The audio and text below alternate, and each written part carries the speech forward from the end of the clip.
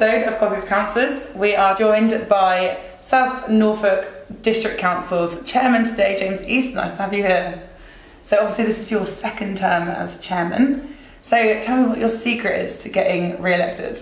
Well, when it came to the point where we could decide in our group who was going to do it, we had a lot of new councillors who were inexperienced. So it wouldn't have been fair to have given them the job of the chairman, because it's a civic responsibility and you are expected to have a bit of experience and a bit of knowledge about what goes on. The remaining more experienced officers have all been chaired, most of them have been chaired before, and none of them actually wanted to do it a second time.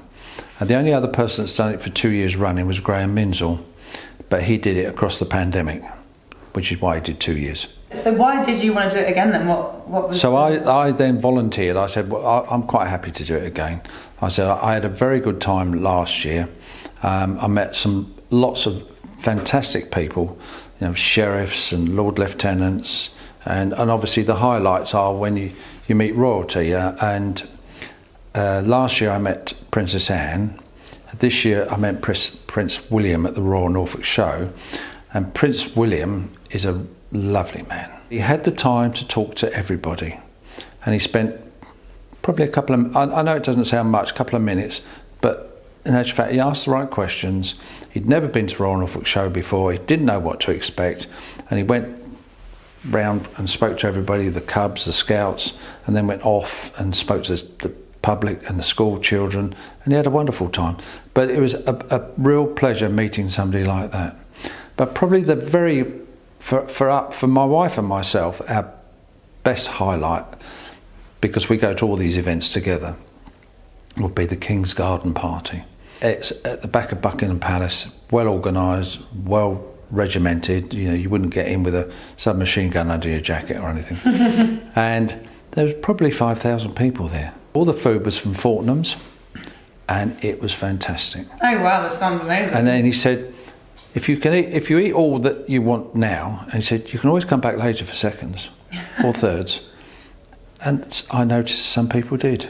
I guess Buckingham Palace isn't going to have a bad caterer. Your wife obviously enjoys the events that you go to. It's cost me a fortune in dresses. So what did you... And hairdos. Yeah, and nails.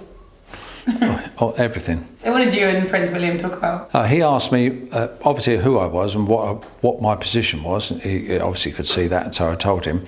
And as the chairman of South Norfolk Council and the Royal Norfolk Showground is in South Norfolk, I become the first person of South Norfolk.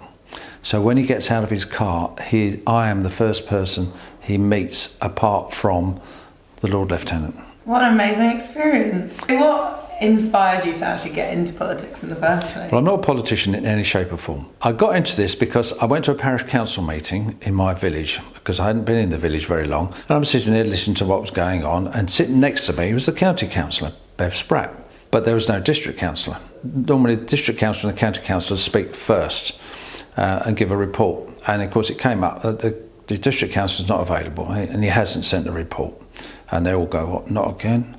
Then I went to the next meeting and Bev Spratt said, oh, and he's standing down now. So I said, oh, that's a doddle of a job. I said, I could do that to him. And within 2 weeks I had a phone call. You think you can do better? Would you like the job? Oh, wow. Well, there were 4 other people that were up for the ward that I represent now, which is Bressingham and Burston. Yeah. And all that. And I actually live there anyway. And I went through the interview process. They just wanted to know who you were, what you were about, and all that sort of stuff. And then about a month later, I got a phone call, and they said, "Well, you're the candidate next for the elections that following year." So it kind of all sprung from your love of your town, your village. District councillor work is much more busy than I anticipated. Yeah. I probably get 10 emails or phone calls a day from constituents that want help with something or other, or advice, or where do I go for. And my ward is very rural, and the population are elderly. Right. Not everybody's got access to internet. Those that have got it, half of them don't know how to use it, and they struggle all the time. So consequently, they've got my name and number, So they phone me on my landline for advice and help. So let's move to something a bit more fun.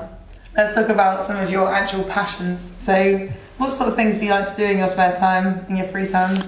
Well, I've got a big allotment in my garden, so I've got an abundance of tomatoes at the moment, cucumbers and courgettes coming out my ears, and beans, so a lot of it gets frozen.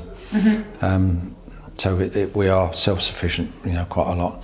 But the other thing is that my grandchildren live with me, so there's a lot going on, and little Joshua wants his granddad to play with him all the time. So I'm now the king of Lego.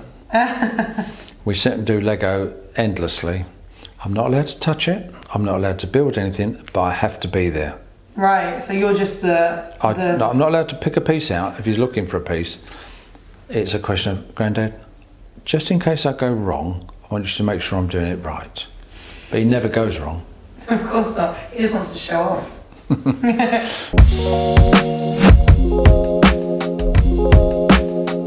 Cheers. I'm James Easter, and this has been Coffee with Councillors.